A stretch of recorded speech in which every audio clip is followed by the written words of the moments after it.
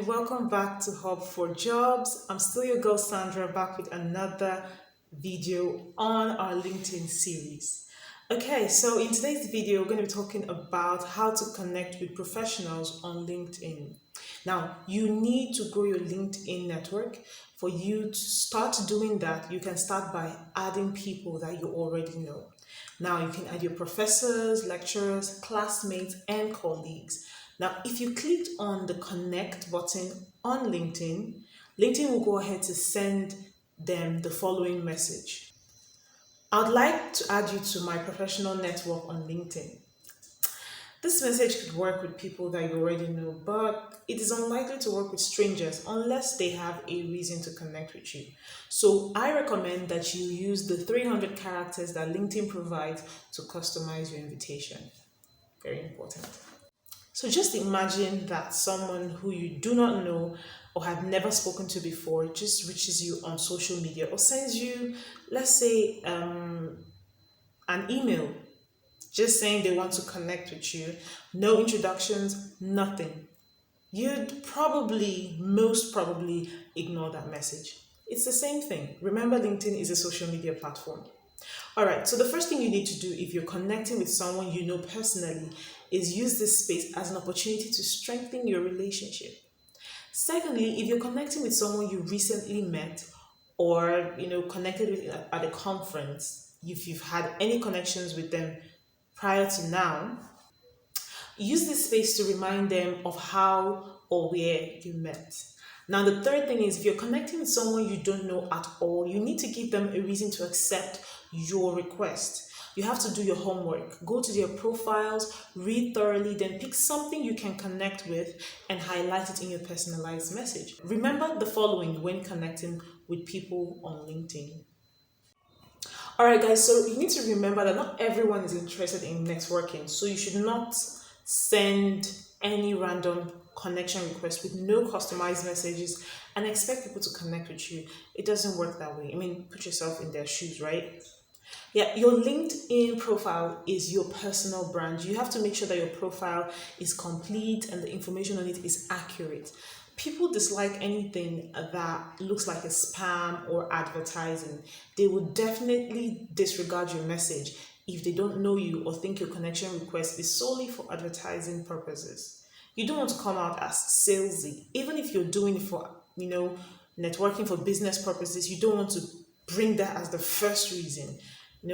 As I say, people hate being sold to. So take note of that. Here is a typical template that I use when I want to connect with someone online.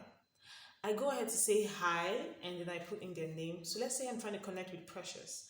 I say, hello, Precious. I hope you do not mind me sending this connection message. I am a finance enthusiast and I would love to add you to my network. It's simple. So you've gone ahead to relate with them by calling their first name, and you also told them a little about yourself, and the sole purpose why you're trying to connect is because you'd like to add them to your network of people. It's as simple as that. Most times I get a reply, after they have accepted the connection request, they go ahead to reply, oh, no problem. I don't mind connection, or it's nice to connect with you. And that's the way you can even get talking from there. How's your day going? I go ahead and now tell them, have a wonderful week. It works every time. Don't do exactly as I do. We're all different individuals. Go ahead to personalize it and make it your own. But in the end, imagine the way you'd want someone to connect with you and try that. All right. Now, the next thing you need to do is join relevant groups and pages. Now, groups give you a space to connect with people with similar interests as you. LinkedIn has more than 1 million groups, guys. You will definitely find groups about your field of interest. So here's what you need to do.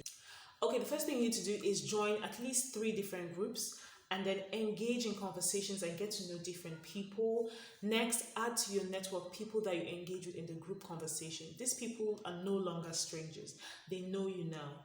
All right. I'll be providing links to templates in the description below, guys. Please make sure to check it out. All right. Or you can use the one I just told you. Just, personalize it, tweak it, make it your own, that sort of thing. So groups are mainly for networking and communicating with other professionals and business people, while pages are mainly for marketing purposes. Follow pages of 10 companies that you would want to work for, or 10 companies that you love. It mustn't be 10, it can be more than 10. We're just saying the more companies that you follow, the more information you know, the more people you tend to meet, the more messages you may get, that sort of thing. The more engaged you will be on LinkedIn, and that is very important, okay? So following these companies will keep you updated about their news, as I said already, and what they're looking for. This could come in handy in job interviews. You'll be very well informed.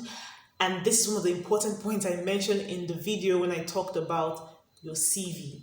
So if you haven't done that already, go back and watch our videos on how to write your CV, how to put together a CV.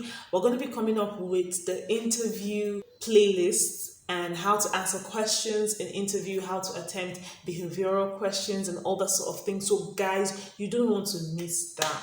If there's anybody you know who's very, very, interested in this sort of thing, who needs to hear this kind of watch these videos to learn from them, do them a favor by sharing the link to these videos, because it will go a long way in helping them, all right?